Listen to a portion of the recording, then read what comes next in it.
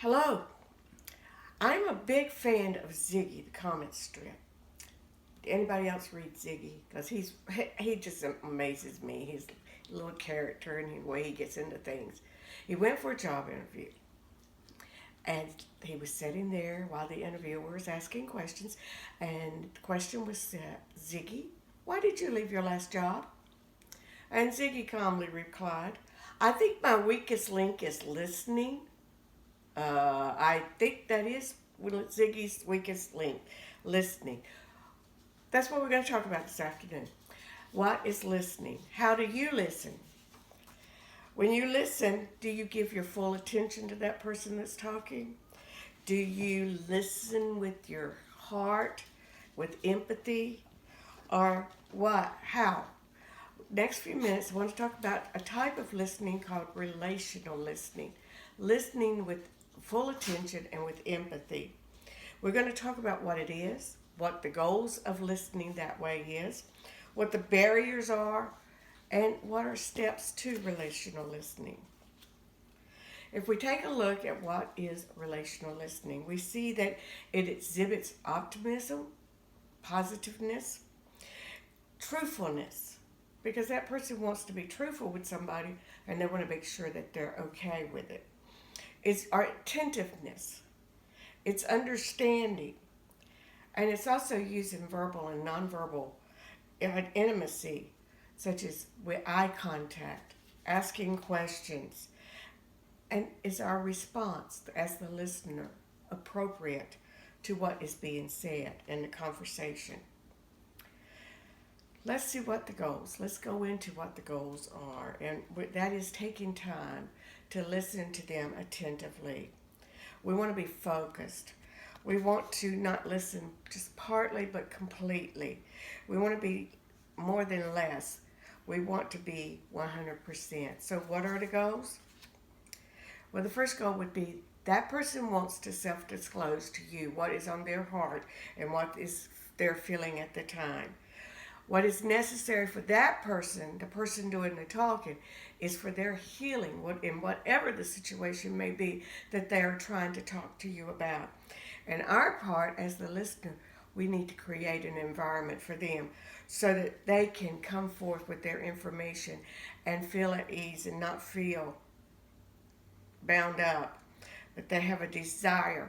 And we want to create such an environment for them that they will be able to come forth with ease. How about barriers? Aren't there barriers to listening to people, some things that you see that happen and everything? What are some of those? Are we listening to more than one conversation? Have you ever tried listening to somebody or talked to somebody and they're listening to you, but they're also looking at their iPhone, or they're looking at the TV, or they're looking around them? Or have you ever tried to communicate with somebody and they got on this bright red shirt and you just can't see anything or hear them but that bright red shirt? What about the person, I'm just not interested. I'm just not interested in what they're having to say. Or you're not focused on what they're saying. You're just, okay, how much longer is this going to go on? What about you're feeling unwell like this? Or you're tired? How about when you're identifying with them but not empathizing with them? You see the problem, but you don't feel the problem. You're sympathizing. Okay, I understand what you're saying, but I really don't feel what you're saying. Or what about prejudices? Are you prejudiced about what they're saying? Is it something that you don't feel is right, so you don't really want to hear it? Or do you have preconceived ideas of where this conversation, yeah, I can follow this conversation. They're going right here. That's a barrier. What if you want to make judgments? Do we judge people? Or, oh, I had a previous experience just like that. Are you preoccupied? Or what about your mind's just plain closed? That's the barriers. What about the steps to overcoming the barriers and being able to be a good relational listener to somebody that needs you to listen to them? In the November 9th, 2012 edition of the Forbes Women Journal, Diane Sneely wrote 10 steps to effective listening. Let's take a few moments to look at those. She says, first step is face the speaker. Don't look away from them. Keep eye contact with them. Be attentive, but be relaxed. Don't be all stiffed up, but relaxed. Because if they see you're all stiffed up, then they're going to get nervous. Keep an open mind. Listen to their words. And as you listen to their words, visualize what they're saying. What are they saying? What picture is coming to mind of what they're telling you? Please don't interrupt them. Don't jump in with your solutions to their problem. If you need to ask a question to clarify, then wait till they make a pause in their conversation.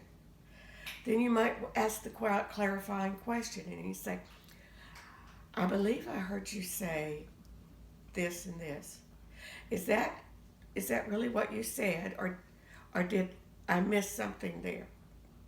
That way you're clarifying the conversation. You're asking them only to ensure that you understand.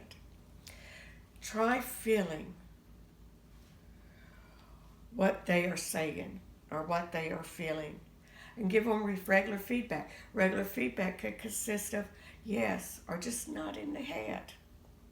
Pay attention to what isn't said, because sometimes the biggest part of what they're trying to say, they can't say this in their body language and how they say it non-verbally. And as you listen, be empathetic, not sympathetic. It's a lot easier to be, sympathetic, but when you really, really feel what the person is saying to you, you're going to be empathetic to that situation. You're going to know what's coming from their heart. So feel it in your heart as well as in your heads. They're going to say key words along the way, and you want to concentrate on those key words, what they're saying. And if you start to wonder, if you start to go away from what they're saying, then just kind of pull yourself back together and get back into what they're saying. Give them your full attention. In summary, we've looked at what relational listening is. We've looked at what the barriers are, and we've looked at what the skills are that we need to be a good relational listener. Our goal, as the person doing the listening, is to listen with good ears, intentionally, with empathy, because we want to help that person that we're listening to.